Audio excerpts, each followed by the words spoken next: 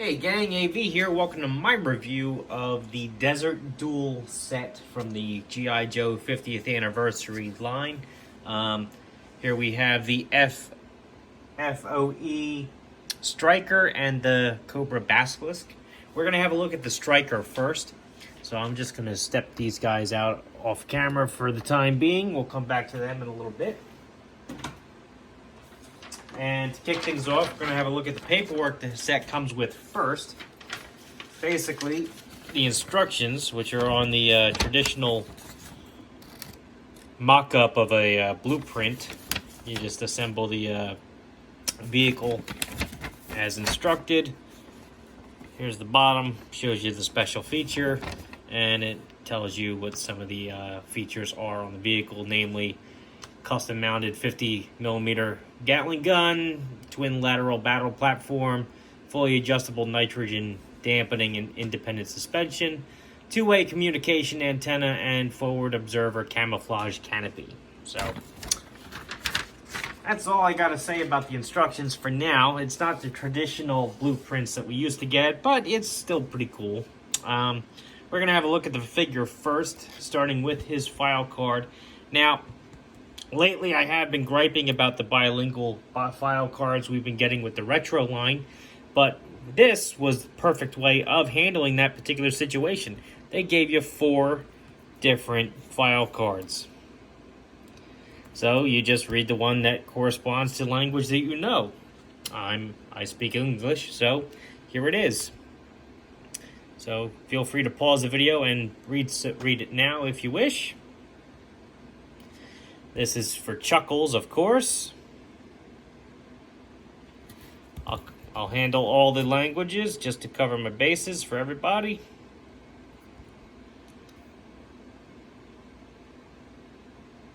Once again, love getting file cards. It helps flesh out the characters in these sets. I'm a huge fan of that.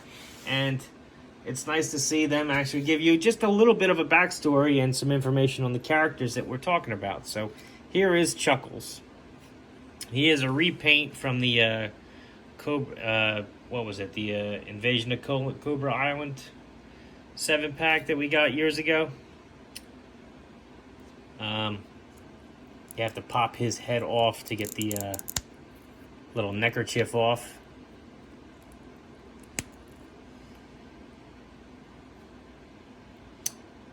Not too bad. We're going to have a closer look. Well, we'll look at him now. Here's his rifle. Nice paint apps on there and sculpting. I like this rifle quite a bit. Looks good to me. Here's his face mask, which you saw pops right on and off relatively easy. You just got to take his head off. He has a removable knife from his boot here. No paint on that, but still it's a nice sculpt, and it's actually a nice sturdy knife. It's not flimsy at all. Put that back in there before I lose it. He also has a removable pistol from his hip, or thigh I should say. And he has a removable silencer also in the same holster, which you can plug into the pistol. Very cool. Love seeing that. Huge fan of that particular feature. That was on my favorite version of Snake Eyes, and I think 1 or 2 other figures too, now that I think about it. But anyway, that's it for the figure right now. He has a figure stand. And just like all the other 50th anniversary figures, the G.I. Joe letters are raised and painted gold. He has 2 foot pegs. His name is there in the front. On the other side, you have the 2007 copyright for Hasbro, because it's the same exact mold they've been using since the beginning. It also comes with 2 tripod-mounted weapons. You have 2 machine guns. And they do come off of the tripods.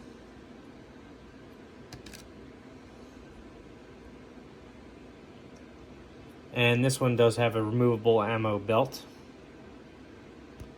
Does come out of there.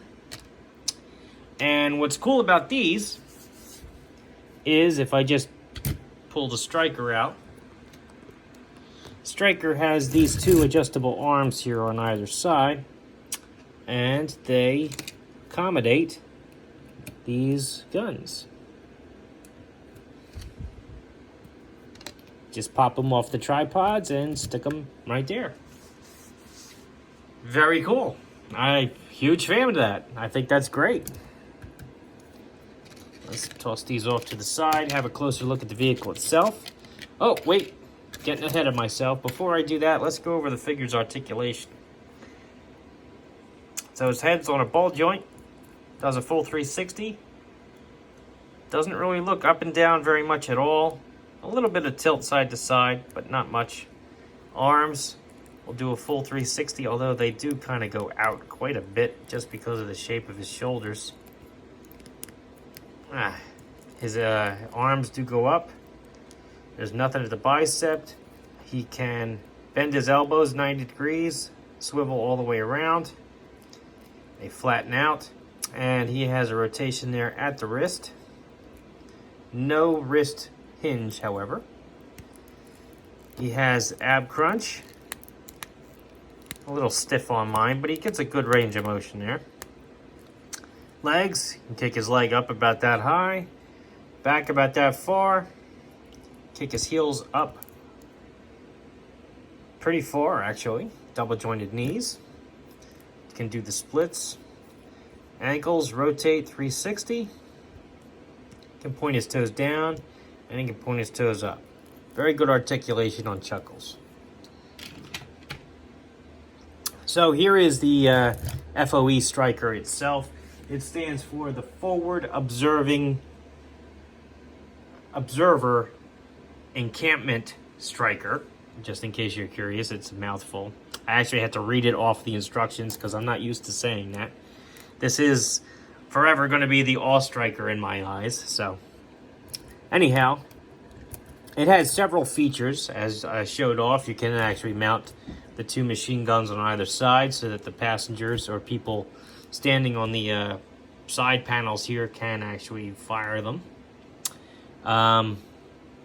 Has a Gatling gun up here, which does rotate with a knob in the back. Does have these removable gas cans from the front. They just peg right in and out.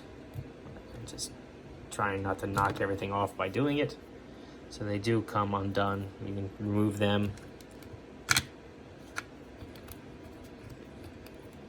It's a little tight fit on mine, but that's not a bad thing. It does have this rear deck here, which has an articulated arm. You can use Gatling gun and plug that in here if you wish. Actually have somebody standing here on the back to fire if you like. My stickers are starting to come a little undone. This is secondhand, so sometimes they don't want to stay. Anyhow, and you may notice this canvas roll here. The reason for that is so that you can make the encampment. You take these two poles out by unpegging them. You unpeg this from there. Instructions say to set this up like this. Plug these two poles in. I believe this way. This is actually the first time I've actually done this, frankly. Wish me luck. Hopefully I don't make an ass out of myself. That'd be nice. It would be nice if I actually did a video once in a while where everything went off without a hitch. That would be pretty cool. I'm not going to hold my breath, but hey, it would be nice. Alright, so you just take the elastic band here off of here. There's a little hole here that's supposed to go around the antenna. And then you peg this back on. thusly. Okay, and this is supposed to stretch out. That's pretty cool. All right, and then these things, looks like I have them facing the wrong way.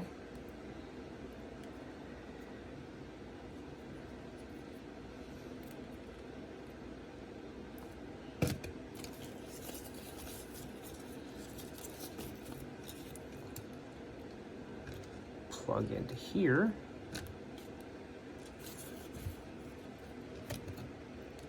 That's pretty cool. Yeah, that's pretty cool. It works. I do kind of like that. That'll look good on a shelf, actually. Pretty cool. All right, let's unplug this here. I'll wrap that up again in a minute. Let's just take that off of there. That worked pretty well. If I sound surprised, I am. All right, I'll plug that back in. All right, so let's have a look at the Awestrike itself. Now, I will say I did not assemble this. I bought it pre-assembled. So I'm not 100% sure if the suspension is supposed to be as bad as it is on mine. Frankly, I mean, it clearly has suspension. However, the weight of the vehicle makes it so that it rubs its tires on the chassis. So I don't think it's supposed to do that.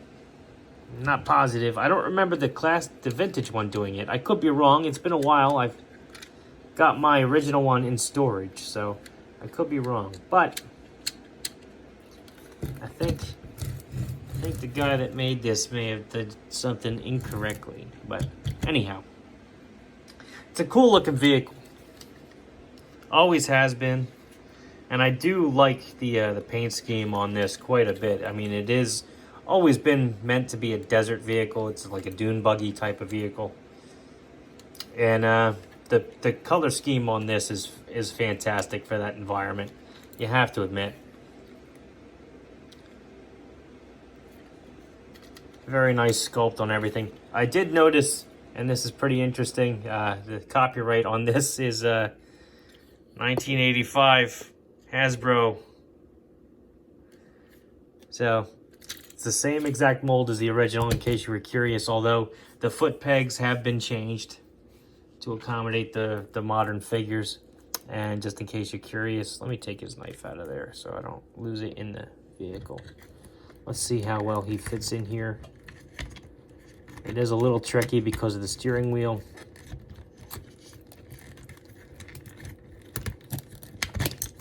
But he can get in there, so. He looks pretty good in there too. You can get his hands around the steering wheel too, which is nice.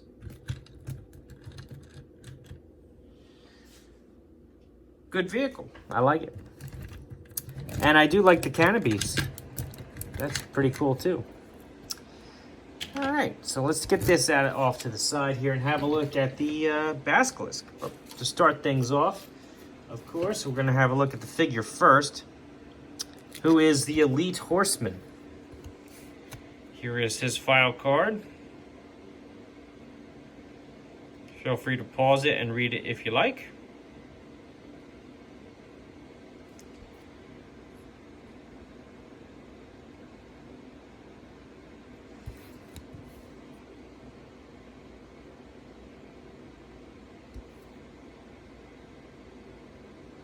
All right, very cool. Here is his figure stand. Cobra sigil, raised, painted gold, 2 foot pegs, Elite Horseman on the front. 2007 Hasbro copyright on the bottom there. Here is the figure, who comes with a rifle.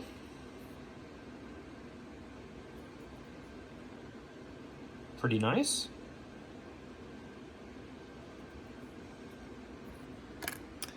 And he comes with his backpack, which does peg onto the figure. It has these 4 detachable mines.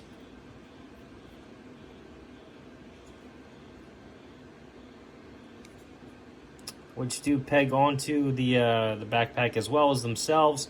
The backpack does open. However, nothing the figure really comes with fits in here. The clip gets in the way for the rifle. You can get one mine in there, but that's about it. But it does open, so if you had to store something in there, you could. Here's the figure itself.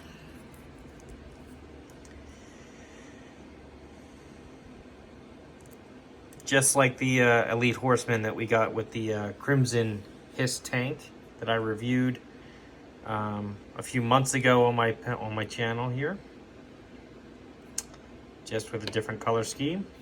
His head is on a ball joint, and it is somewhat hindered by his collar, but you can get it to do a full 360 as well as look up and down.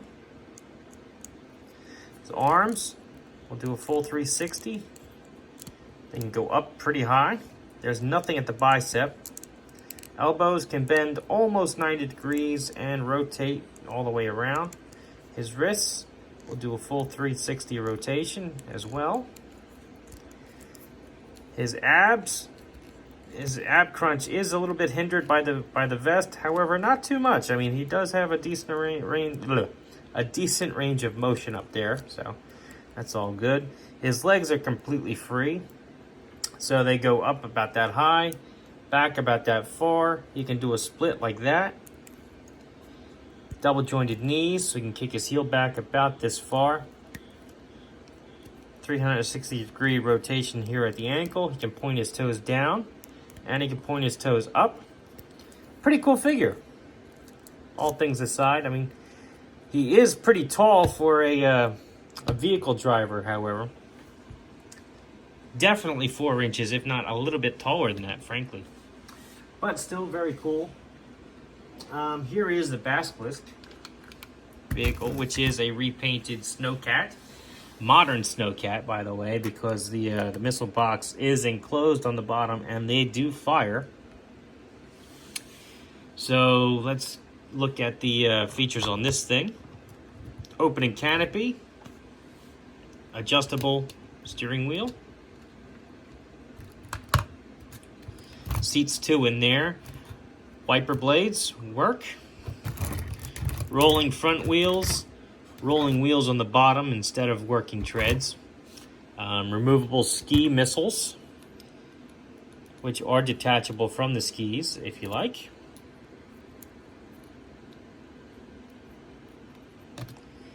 Foot pegs on either side,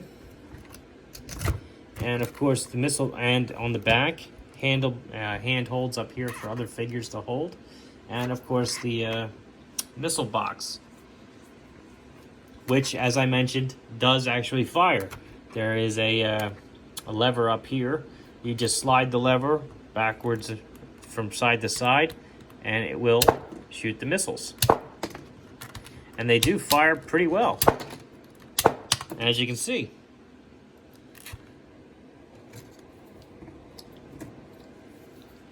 Here are the missiles. You get 4 identical ones.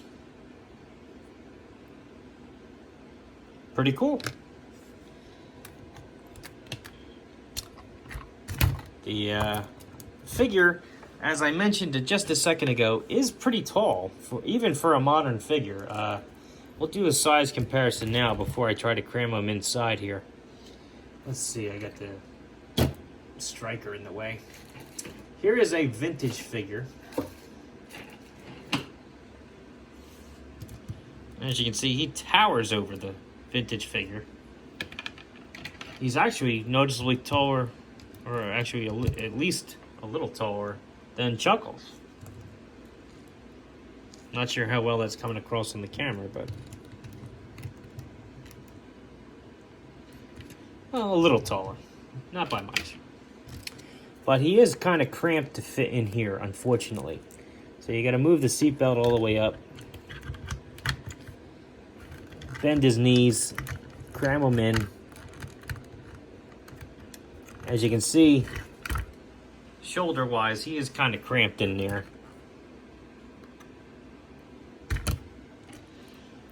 to the point where if you have a second one, it's going to be a tight fit to get them both. It is possible, but they don't look very comfortable. So you can't close the lid with them in there. But, you know, he is a very big figure for that space, I will say that. This vehicle also features a removable engine cover. So you can see some engine detail in there. And I'm not going to do it on this one because it is blue plastic, and stress on blue plastic usually shows up like sticks out like a sore thumb. So you can usually pop this off. Well, actually, it's not fighting me too much, so yep, you can pop the back off and use that for extra storage in there. That was pretty painless. All right, I take it back. You can do it. All right, so anyway, this is a great vehicle. If you were a fan of the vintage one, you're gonna like the modern version of this. I mean, there's no reason why you wouldn't. They kept everything about the original that was great and made some of the things that weren't so great better. I mean, that's more or less what you're getting with the modern version of this particular vehicle. This is called the Basilisk, whether you get this or the modern Snowcat, or like the Army Green version of this that was like a San Diego exclusive. I forget what that one was called. But anyhow, it's a great vehicle, no matter what color you get it in. Plain and simple. Anyway, that has been my review of the Forward Observer Encampment Striker and the Cobra Basilisk, as well as Chuckles and the Elite Horseman, Cobra Elite Horseman. If you like this video, check out my channel. If you like what you see there, then please subscribe. And as always, thanks for watching.